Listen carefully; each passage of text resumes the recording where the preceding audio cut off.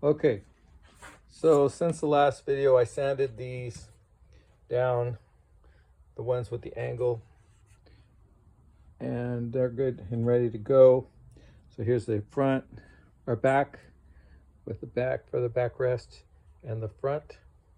And now the rails that are going to connect those on the side I'm building. And so these boards I cut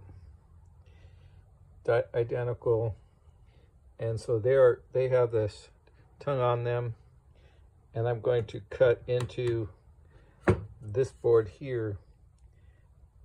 Obviously it's not going to go through, it's just going to be deep enough for this to sit in there. And then I'm debating about whether I'll put a dowel through it, maybe a couple, to hold it in place. But that's the piece. I cut this tongue. I didn't use a dado bit. I basically wanted it to be this depth, so I set up that block to stop it. And then the shoulder height of each one is the same all the way around, and that's the height of the blade sticking up there. So it was just a matter of cutting the board and then working it back and forth to get rid of the extra wood on each side, just like that. Cutting the board and then back and forth.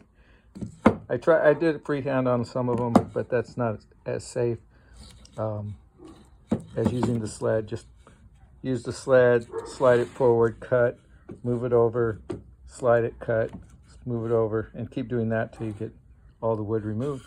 And then you'll end up with this end. So now that needs to be chiseled smooth, and then we need to figure out exactly where on the board this is going to go, and then cut the mortises into these side panels with a router bit.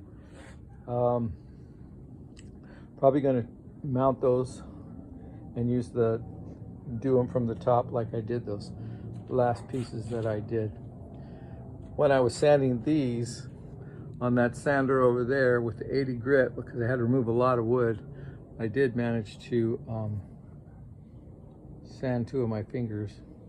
They're healing now, but whew, that was brutal.